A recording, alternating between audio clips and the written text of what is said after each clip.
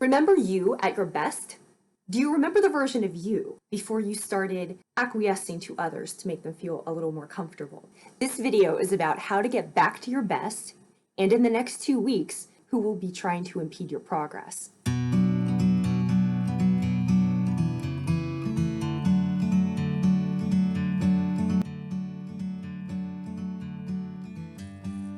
Even if you don't know it, you were created to fulfill a divine purpose. And in order to fulfill that divine purpose, you need to be the fullest version of you. You need to learn what you need to learn, to go through whatever difficulties get you there, but you need to be the best version of you. That is what the transit is about. Energy is transient. It is not linear. So the best way to describe energy, it's like people you invite to a party. Whoever's in the room is going to determine what the feel is like and what the conversation is like and what the energy is like. So for this new moon solar eclipse, the energy goes from the end of Scorpio to the beginning of Sagittarius. So when you're hearing new moon in Sagittarius, Sagittarius is associated with Sagittarians are fun. They're party animals. That's higher learning. That's all kinds of really positive things. But that is not what the energy is. So if you are not feeling overly optimistic in a Sagittarian kind of way, there's a good reason for that. Because where this full moon lies exactly is at the end of Scorpio, Jyestha Nakshatra, and then the very beginning of Sagittarius called Mula Nakshatra. And this space, these are just a few degrees depending on how you do the chart. Jyestha is associated with deception, it's associated with enemies lurking in the shadows, it's associated with you getting better and then people trying to trip you up. But not just anybody, the people closest to you trying to trip you up, because where the best enemies hide? In your inner circle, of course. You know to look out for people who are overtly opposed to you. What we don't look out for so easily are the people who are close to us and very carefully sabotage us, who may not even be aware they're sabotaging us. Usually they are, but maybe they're not aware. That's Jyestha. Mula Nakshatra is associated with the root. So it's looking at the root cause of something, right? So Jyestha Nakshatra, it's the final decan of Scorpio, which is the eagle. So it's taking perspective. And it is the moon card, the high priestess, and death.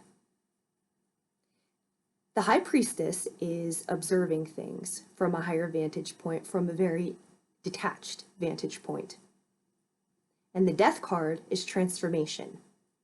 She's looking at it.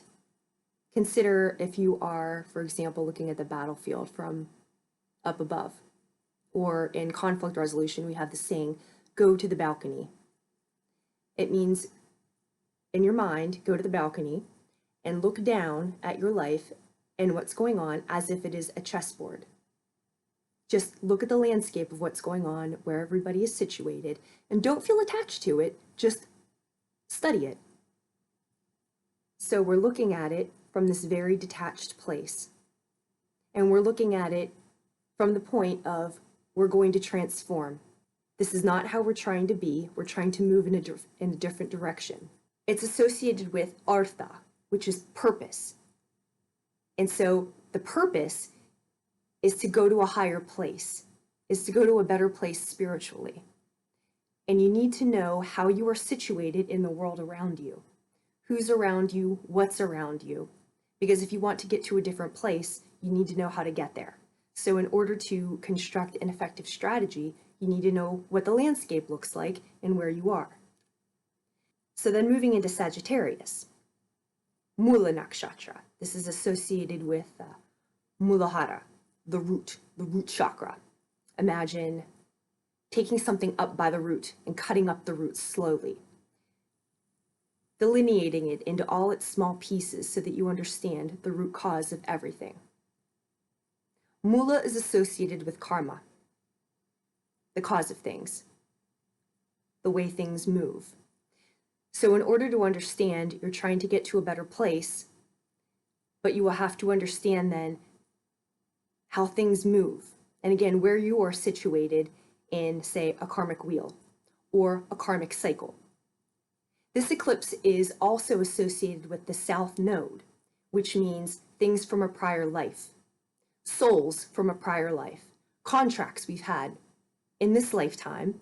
Maybe we agreed upon it in a past life. But souls tend to travel together. That's why you see a lot of what's called karmic debt or karmic ties with families. Do you notice how generations of families have the same problems?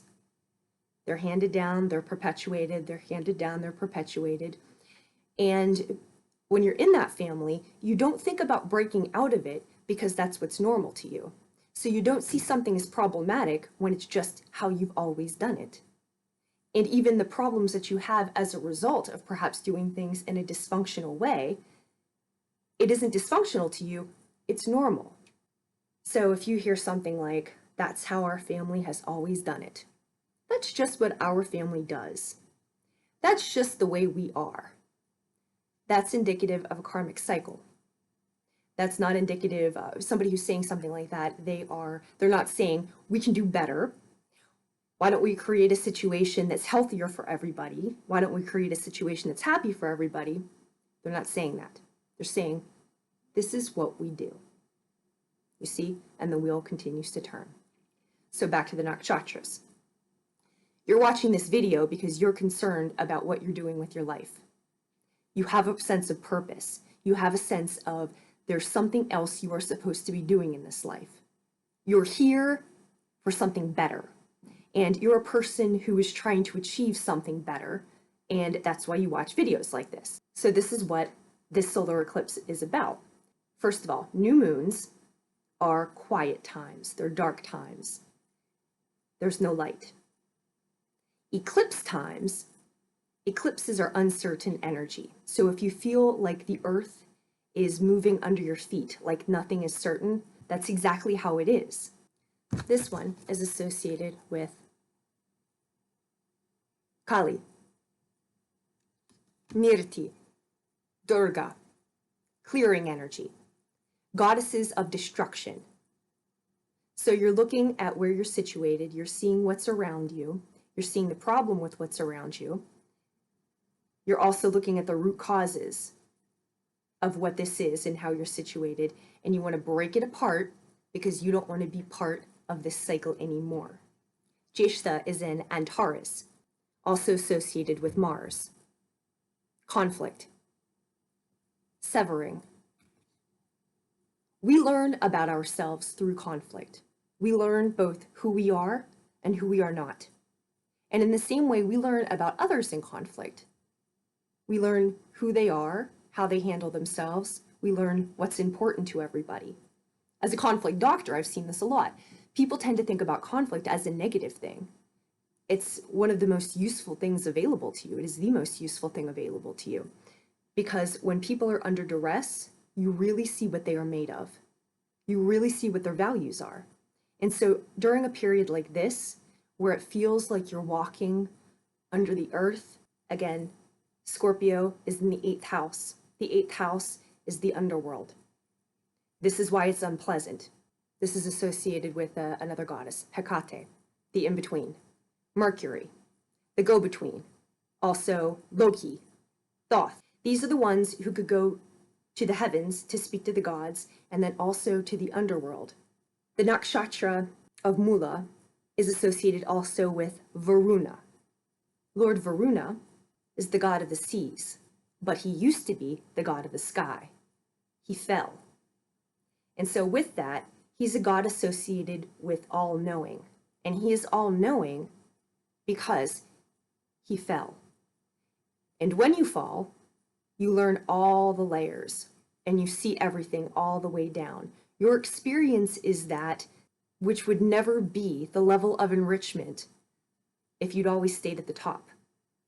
So if you feel like you're losing something, if you feel like things are going badly, if you feel like you were in the dark, this is the way that you learn. When you come out the other side of a really difficult situation, you've grown in ways that you could have never foreseen. Now the Mercury is death and the magician. Death means the old way. It means you transform how you think, in this case.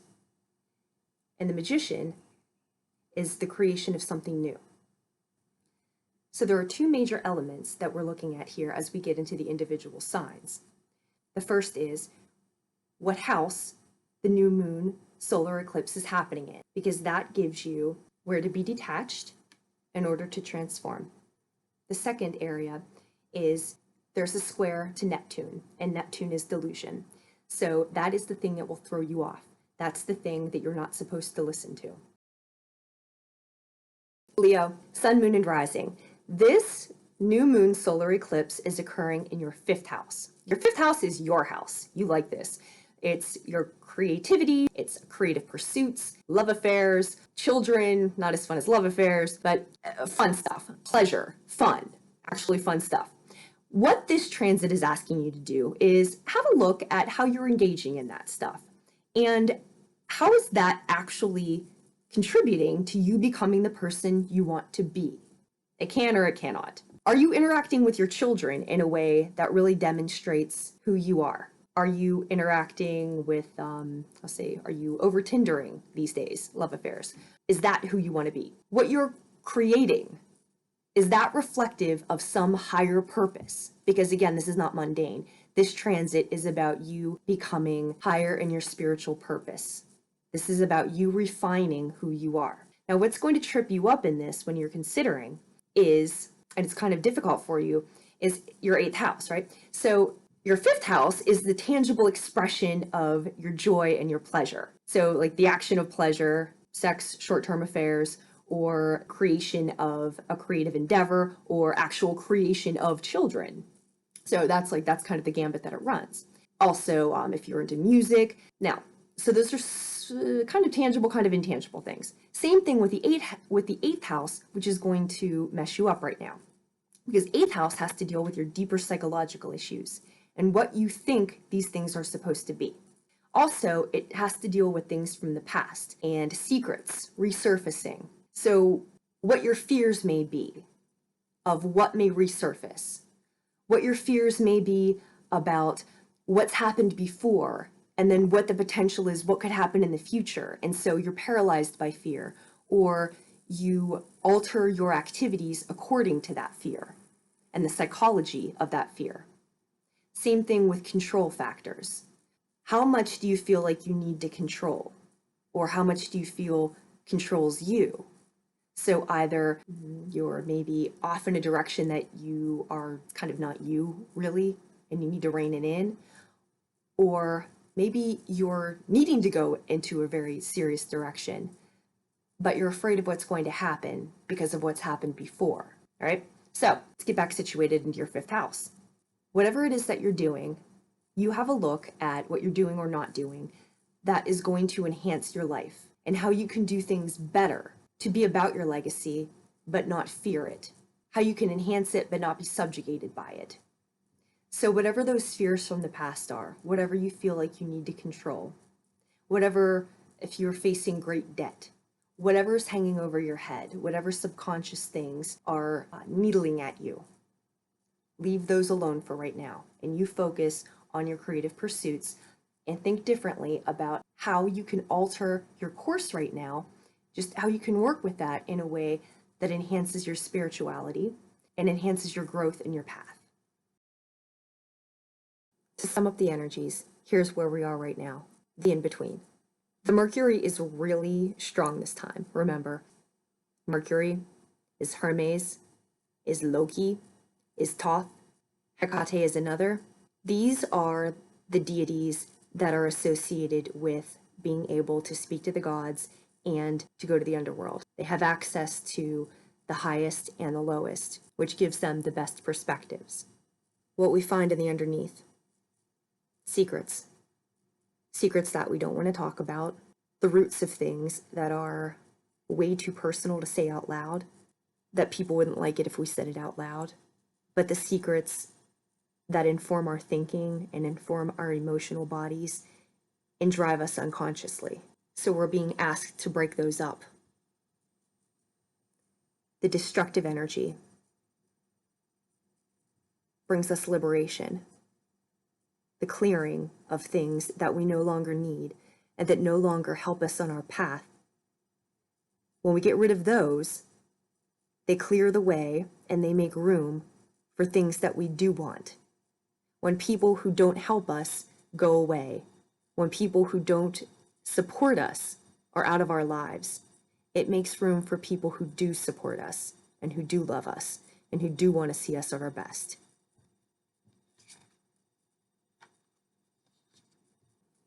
Higher perspective, detached perspective.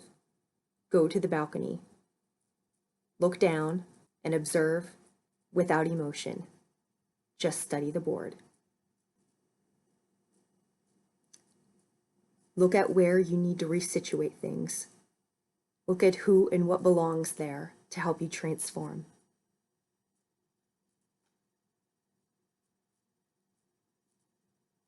And in that space you've just created, magic happens. The Fool, the Magician. This is the new world that you can create. And for now, because it's a silent time, because it's a time of the in-between, because it's just a quiet time of reflection, and the earth is still moving under your feet, and outside, everything is still changing, so you can't really make solid plans because nothing is exactly yet situated. So the final thing, devotion. Focus back to why you do what you do. Who are you, and what are you trying to bring into the world? What helps you do that, and what doesn't help you do that? It's truly that simple.